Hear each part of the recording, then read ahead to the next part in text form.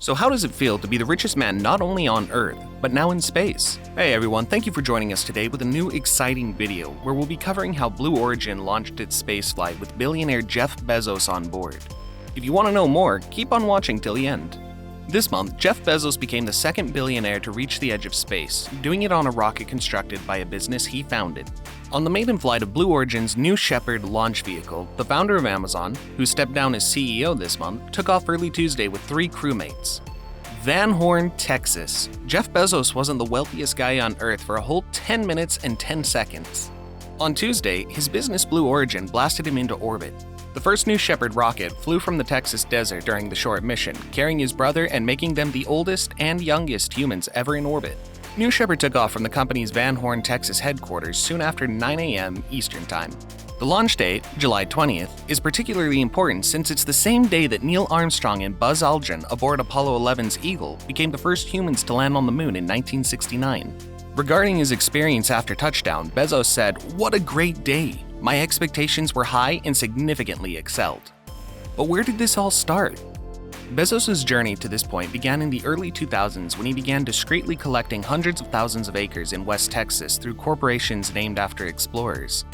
They were companies like Joliet Holdings and Cabot Enterprises, and partnerships like James Cook and William Clark and Coronado Ventures. Unlike those adventures, however, his flight on Tuesday went much more smoothly.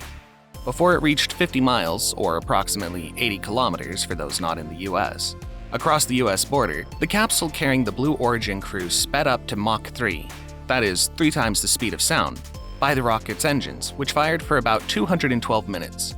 The capsule then disengaged, allowing the 4-person crew to float around and soak in vistas of the Earth below and the cosmos beyond via the largest window ever seen in space, according to Blue Origin.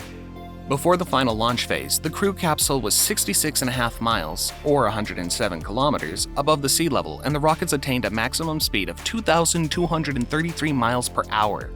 The capsule plummeted back to the Texas desert after reaching apogee, or the highest point, and touched back down softly under 3 parachutes. The capsule was beaten to the ground by a couple of minutes by the more aerodynamically shaped booster, which landed on a pad after reigniting its engines to slow down.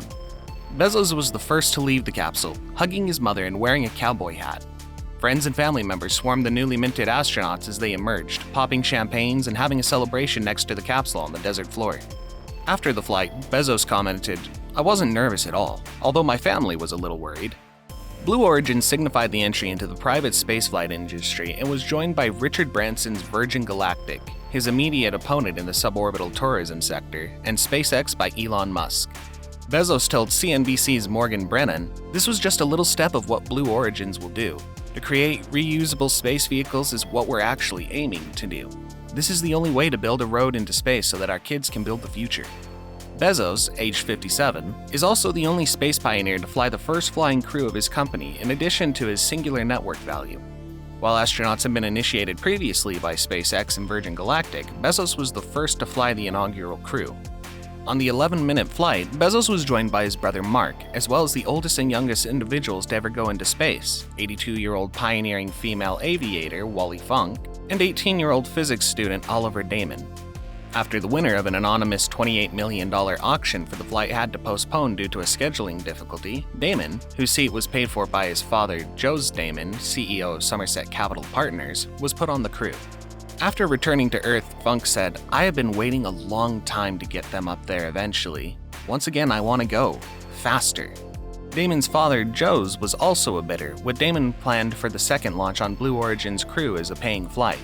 Damon was CEO of a private equity firm in the Netherlands. The company shifted Damon to its first launch after the mystery bidder backed out. The launch of New Shepard is a milestone in its approach to the ambition of Bezos. In order to build a future in which millions of people live and work in space for the advantage of the Earth, he founded Blue Origin. New Shepard's suborbital journey was intended to transport the crew past the Kármán line, the internationally recognized space border, to a height of almost 330,000 feet, or about 62 miles above the Earth. That'll give Jeff Bezos and Blue Origin, which he founded in 2000, the upper hand over Virgin Galactic's Richard Branson, whose Spaceship Two flight this month reached a peak altitude of around 282,000 feet, exceeding NASA's designated Earth space boundary of 50 miles but falling short of the Kármán line. The New Shepard rocket and the capsules on top of it may be reused and launched, landed, and restarted several times. The rocket system is a pathfinder for other, bigger initiatives of Blue Origin's in many aspects, such as the New Glenn orbital rocket. Just like New Shepard, the rocket booster of the New Glenn is planned to be reusable, and each of them expects to launch and land 25 times. New Glenn is around 320 meters in height and is expected to elevate almost 50 tons of payload to low Earth orbit by the end of 2022 with its first launch date objective.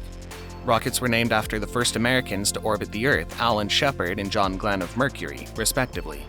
The oldest person in the space became then 77-year-old Senator Glenn in 1998. The company also has various engines designed to power both its rockets, including its engines BE-3, BE-4, and BE-7. Blue Origins also works with a Blue Moon crew, which intends to supply astronauts and goods to the lunar surface one day. Blue Origin and Virgin Galactic have both been working on rocket-powered spacecraft, but that's about it. While Blue Origin's New Shepard rocket takes up vertically, Virgin Galactic's Spaceship 2 system is launched into the air and glides down to Earth for a runway landing.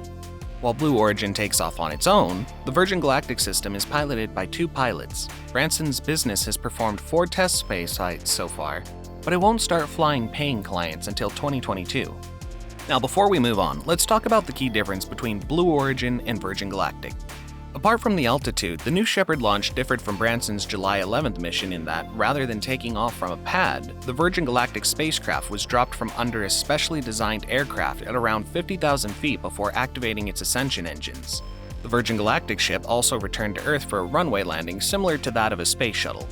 The 60-foot-tall New Shepard, on the other hand, took off like a regular rocket, and its capsule was planned to land dangling from 3 parachutes, akin to NASA's human spaceflight of the 1960s and 70s.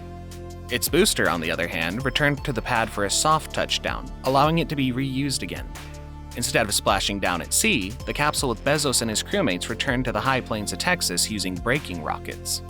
The fully autonomous New Shepard is named after Alan Shepard, who became the first American in space in 1961. Although Blue Origin's auctions brought nearly $28 million, a ticket on a suborbital spaceship is normally far cheaper. Virgin Galactic had previously charged the Italian Air Force over $500,000 per ticket for a training spaceflight. Now here's a fun fact. Elon Musk hasn't been to space yet, but his company has.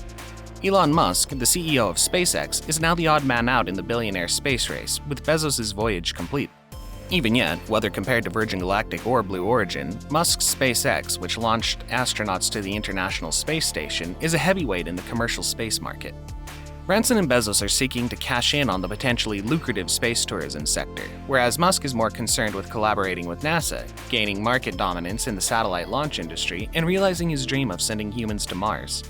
Despite this, Musk showed up to observe Branson's flight and has reportedly put down a $10,000 deposit to secure a seat on the future Virgin Galactic trip, with tickets expected to cost $250,000 each, but it's unclear when or if he'll board and blast off.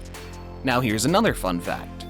Despite all the investments and efforts, the US has tightened the definition of the word astronaut, putting an end to the fantasies of a few millionaire space adventurers. According to new FAA regulations, astronaut candidates must be a member of the flight crew and contribute to spaceflight safety. That means that in the perspective of the US government, Jeff Bezos and Sir Richard Branson may not yet be astronauts. It's all for the sake of going to space. Branson only traveled around 50 miles up, which is where the military claims space begins. Bezos claims 62 miles above sea level, just above the globally renowned Kármán line, but he only stayed for 4 minutes. Thus, technically not astronauts. Didn't see that coming, did you? The tourism industry is a small part of the $420 billion space economy. Yet because of its high visibility and the considerably more fascinating human element, it has a significant and widespread influence on the space economy, with investors frequently citing astronaut trips as a source of excitement about the extraterrestrial marketplace's broader implications. And with that, that's where we're ending our video. Subscribe to our channel for more exciting news. Thanks for watching, and for everything else related to space, keep it here at Space Authority.